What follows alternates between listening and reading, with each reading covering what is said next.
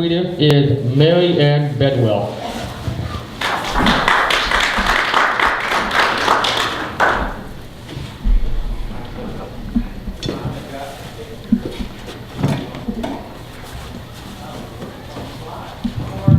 Well, Debbie, I feel like I must be one of your students, because even though I never met you before today, everyone I know that writes talks about how much you helped them, so I trickle down as an effect here.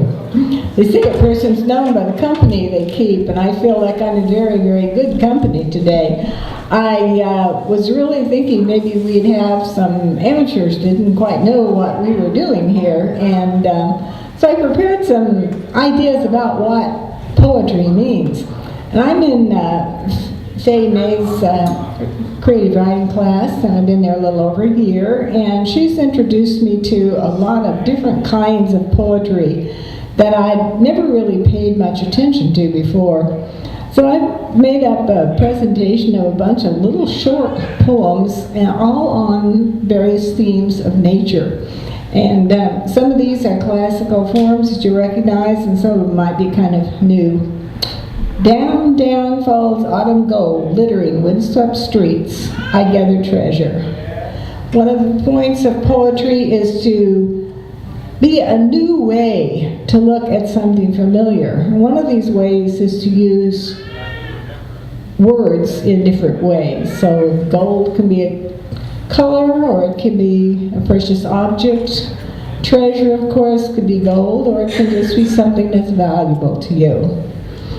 I have a couple of haiku here by Koyashi Isa, who lived in the latter part of the 18th, early part of the 19th century. And I've always been kind of fascinated by haiku ever since I realized it was translated from Japanese to English, because the use of the words and the rhythm and everything is so specific. We think that translator had to get the meaning across in a completely different set of words, and how complicated that must be. But I love these little poems, and I love Isha's point of view. Look, don't kill that fly. It's making a prayer for you, rubbing his hands and feet. And then later he says, if things were better for me, flies, I'd invite you to share my supper. Another little short poem is the limerick. And another thing about poetry, we talked about how you say old things in new ways and use words in new ways. Often you have kind of hidden clues in the poetry. By the words you use, you call to mind something that isn't specifically noted.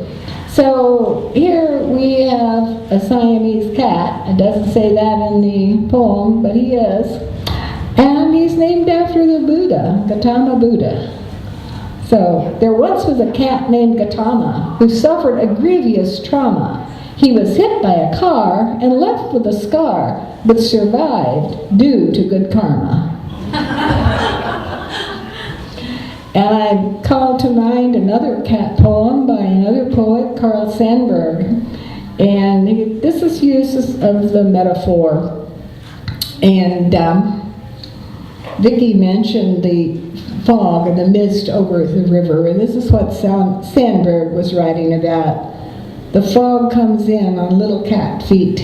It sits looking over harbor and city on silent haunches, and then moves on. A rich use of metaphor there. Then I have a couple of diamond poems, and these are my own work. And I don't know about, I guess a diamond poem falls in the category of a concrete poem, which has a specific shape to it. But of course, if you're just reading it out loud, you can't see that shape. But these poems start out with, this particular form of the diamond poem starts out with one word, then two, then three, then four, then back to 3, 2, 1. So you have on the paper like this. And this has a lot of alliteration in it, sound-alike words. Cat, sleek, silky, purrs, postures, pounces, mouser, tom, tabby, queen, stretches, scratches, screeches, alert, aloof, felis domesticus. And you may have gathered by this I kind of like cats. I'll let you guess how I feel about dogs. Dog, lazy, dumb, pot licker, hound, mongrel, bitch, licks, slobbers, howls, friendly, loyal, man's best friend. And then, one of my other favorite things to do besides writing is gardening. And this poem came from my gardening experience. Do earthworms have a word for earthquake?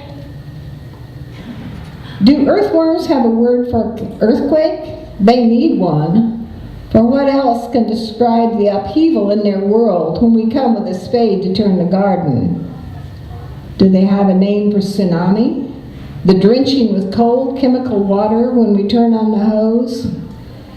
God, with great care, made the worm to live in darkness, moistness, and cool earth. When we invade his world, we should enter with reverence.